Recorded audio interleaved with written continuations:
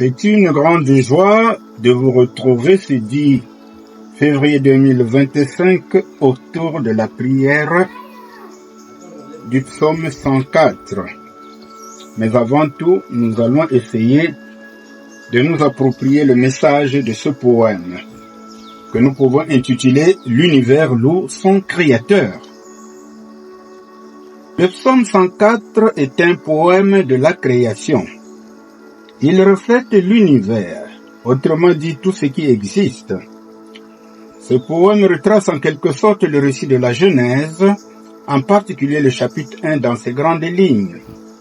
Il parle de l'œuvre créatrice de l'Éternel Dieu, œuvre qui continue à se réaliser par le travail de ces créatures humaines. Heureuse ou simple coïncidence avec le récit de la création, ce poème est structuré en 7 strophes à l'image de l'œuvre de la création qui s'est faite en 7 jours. Cependant, chaque strophe ne correspond pas nécessairement à une journée précise de la création. Mais à ne pas s'en douter, il existe une connotation certaine. Il est vrai que dans ce rapprochement, la formation de l'homme n'est pas spécialement racontée dans le psaume. Néanmoins, c'est bien l'homme qui occupe la place centrale. Lui qui reconnaît la splendeur et la magnificence de son Créateur. Ce qui lui vaut de le louer de tout son être, sa vie durant, ce que nous pouvons lire au verset 23. Alors, une présentation succincte du psaume. Les 4 premiers versets nous parlent de Yahvé Dieu dans sa haute demeure. Le texte parallèle, c'est Genèse 1, les versets 3 et les versets 7 et 8. Les versets 5 à 18 nous parlent des continents qui apparaissent. Texte parallèle, Genèse 1, les versets 9 à 13. Les versets 19 à 23 nous parlent de la succession des jours et des nuits. Texte parallèle, Genèse 1, verset 14 à 19. Les versets 24 à 30, que toute la création vive dans la bonté de son Créateur. Texte parallèle, Genèse 1, verset 20 à 31. Enfin, les versets 31 à 35, que Yahvé soit glorifié et puisse se réjouir en ses œuvres. Texte parallèle, Genèse 1, versets 31 à 35. Bien, et ces derniers versets, les versets 31 à 35, sont consacrés à l'adoration et correspondent au septième jour où Dieu se reposa de son œuvre. Jour que l'homme se doit de sanctifier, en l'occurrence jour dominical que les fidèles chrétiens consacrent au culte du Seigneur Dieu et qui symbolise en même temps le jour de la résurrection de notre Seigneur Jésus-Christ.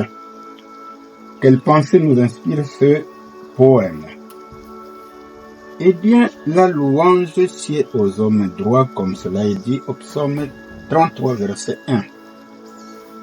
Dieu est créateur et prend soin de tous les détails des œuvres de la terre. En contemplant l'univers, enfant de Dieu que je suis, je dois me sentir rempli d'admiration et d'optimisme, car tout vient de Dieu. Mais j'ai aussi ma partition à jouer pour rendre ce monde doux et bienfaisant. Alors, mes bien-aimés de Dieu, à présent, prions le psaume avec les paroles de la Bible. 8 secondes. Prions. Mon âme, bénis l'Éternel. Éternel mon Dieu, tu es infiniment grand. Tu es revêtu d'éclat et de magnificence. Il s'enveloppe de lumière comme d'un manteau. Il étend les cieux comme un pavillon. Il forme avec les eaux le fait de sa demeure. Il prend les nuées pour son char. Il s'avance sur les ailes du vent.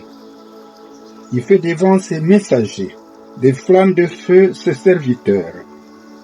Il a établi la terre sur ses fondements. Elle ne sera jamais ébranlée. Tu l'avais couverte de l'abîme comme d'un vêtement. Les eaux s'arrêtaient sur les montagnes. Elles ont fui devant ta menace. Elles se sont précipitées à la voix de ton tonnerre. Les montagnes se sont élevées, des vallées se sont abaissées, au lieu que tu leur avais fixé. Tu as posé une limite que les eaux ne doivent point franchir, afin qu'elles ne reviennent plus couvrir la terre. Il conduit les sources dans des torrents qui coulent entre les montagnes. Elles abreuvent tous les animaux des champs. Les ânes sauvages y étanchent leur soif. Les oiseaux du ciel habitent sur leurs bords et font résonner leur voix parmi les rameaux. De sa haute demeure, il arrose les montagnes. La terre est rassasiée du fruit de tes œuvres. Il fait germer l'herbe pour le bétail et les plantes pour les besoins de l'homme, afin que la terre produise de la nourriture. Le vin qui réjouit le cœur de l'homme en fait plus que l'huile, resplendit son visage, et le pain qui soutient le cœur de l'homme. Les arbres de l'Éternel se rassasient, les cèdres du Liban qu'il a plantés. C'est là que les oiseaux font leur nid. La cigogne a sa demeure dans les cyprès. Les montagnes élevées sont pour les boucs sauvages. Les rochers servent de retraite aux dames. Il a fait la lune pour marquer les temps. Le soleil sait quand il doit se coucher. Tu amènes les ténèbres et il fait nuit. Alors, tous les animaux des forêts sont en mouvement. Les lionceaux rugissent après la proie et demandent à Dieu leur nourriture. Le soleil se lève, il se retire, et ils couchent dans leur tanière. L'homme sort pour se rendre à son ouvrage et à son travail jusqu'au soir. Que tes œuvres sont en grand nombre, ô Éternel. Tu les as toutes faites avec sagesse. La terre est remplie de tes biens. Voici la grande et vaste mer. Là se meuvent sans nombre des animaux petits et grands. Là se promènent les navires et ces léviathans que tu as formés pour jouer dans les flots. Tous ces animaux espèrent en toi pour que tu leur donnes la nourriture en son temps. Tu la leur donnes et ils la recueillent. Tu ouvres tes mains et ils se rassasient de bien. Tu caches ta face, ils sont tremblants. Tu leur retires le souffle, ils expirent et retournent dans leur poussière. Tu envoies ton esprit, ils sont créés, et tu renouvelles la face de la terre. Que la gloire de l'Éternel subsiste à jamais, que l'Éternel se réjouisse de ses œuvres. Il regarde la terre et elle tremble. Il touche les montagnes et elles sont fumantes. Je chanterai l'Éternel tant que je vivrai. Je célébrerai mon Dieu tant que j'existerai. Que mes paroles lui soient agréables. Je veux me réjouir en l'Éternel. Que les pécheurs disparaissent de la terre et que les méchants ne soient plus. Mon âme bénit l'Éternel. Louez l'Éternel. Loué soit-il Seigneur pour cette belle prière.